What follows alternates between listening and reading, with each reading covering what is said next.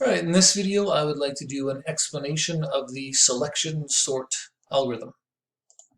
So I'm going to go over sorting this array using the selection sort twice. I actually want to use this page first. We're just going to go a little bit simpler the first time and then go into a little more detail about how the code and what variables we might need to use. So this one's just kind of the big idea of the selection sort. So the big idea is we're going to have a fill slot.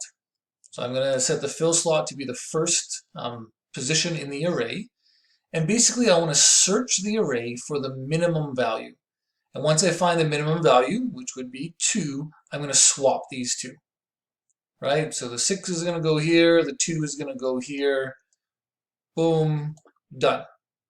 Okay, so you search for the minimum and you swap with whatever your fill slot is. So now that fill slot, I filled it in with the minimum value. So the fill slot can move on. I'm going to draw a little line here to show that, hey, that is sorted. Hooray. Okay, and then the algorithm repeats. The fill slot is now at position 1, right? I search from here to the end and say, oh, the minimum value is 3, so I swap these two. 9 goes out, 3 goes to the fill slot, 9 goes there, and then I can move the fill slot on. And now I know that these wonderful 2's values are sorted. And then from the fill slot on, I search for the minimum. Minimum is 5, so we'll swap those. Beautiful.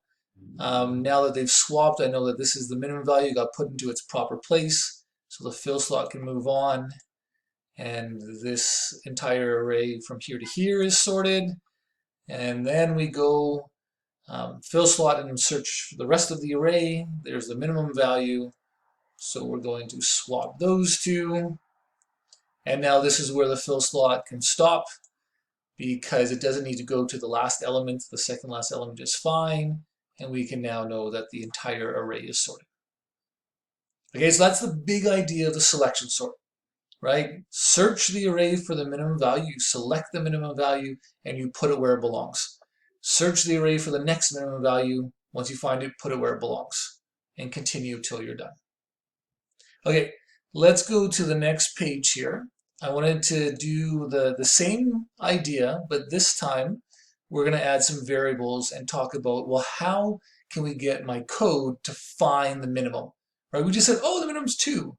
Well, how do we actually do that in our code? So the key idea here is we're going to have a variable called min position that's going to store the minimum position. And we're going to start that off by assuming the minimum position is wherever the fill slot is.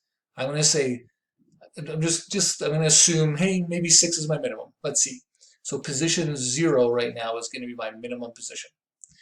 And then I'm going to have just an index variable that I'm going to use to loop through the rest of the array.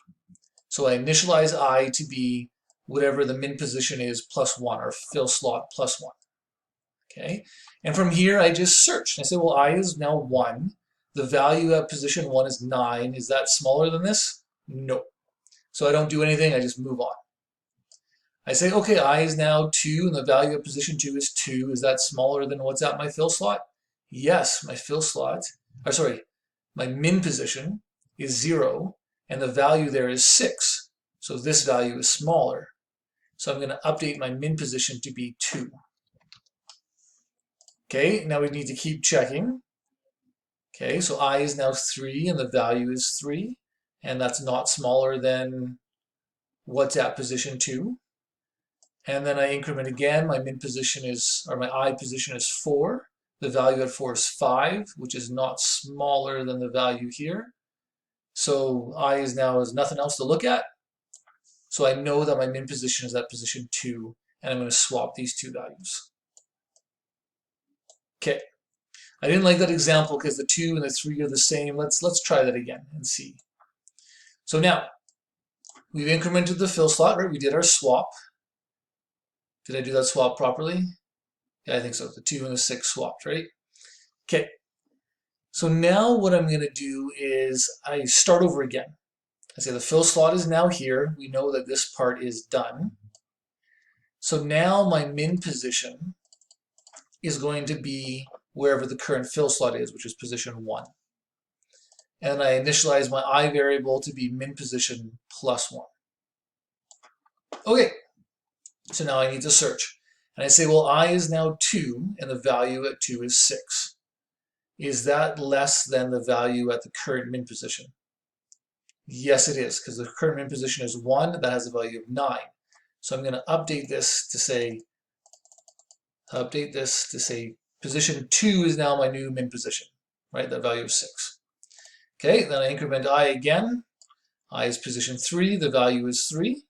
Compare that to what's stored at the min position, which is 6. So that's smaller. So my min position gets updated to position 3. I continues on and says, okay, at position 4, there's the value of 5. My min position is 3, which has a value of 3. So this isn't smaller. I have nothing else to look at. So I know my min position is at position 3. Okay, so I swap what's at my min position with what's at my fill slot. So those swap.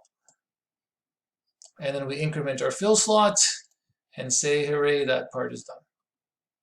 Okay, then we start over again and say, well, I'm going to assume that the first element here at the fill slot is my minimum, and that's at position 2.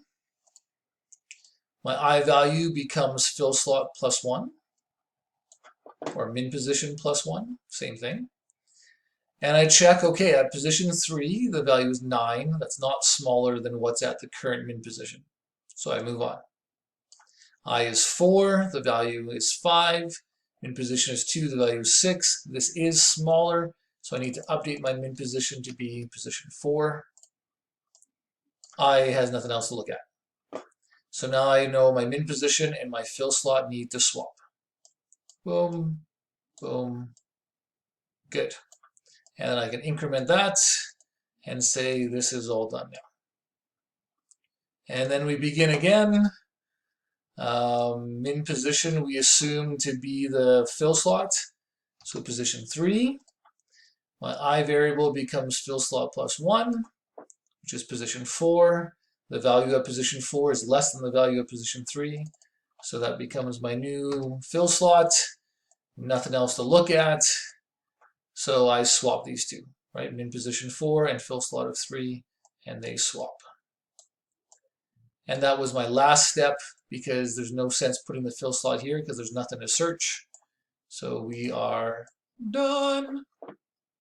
Okay, so that's going to be important in your code, right? For every fill slot, you're going to have to use this min position and an I variable to kind of search the rest of the array to find out where is that minimum value, so you know what position to swap with your fill slot. Okay, anyway, first simple example hopefully made sense, and that's more like how you're going to be asked to draw it out in a step-by-step algorithm. But this one was hopefully a better explanation to help you write your code, because you'll have to write a selection sort function. Okay, hope that makes sense. Take care, and we'll see you in the next video.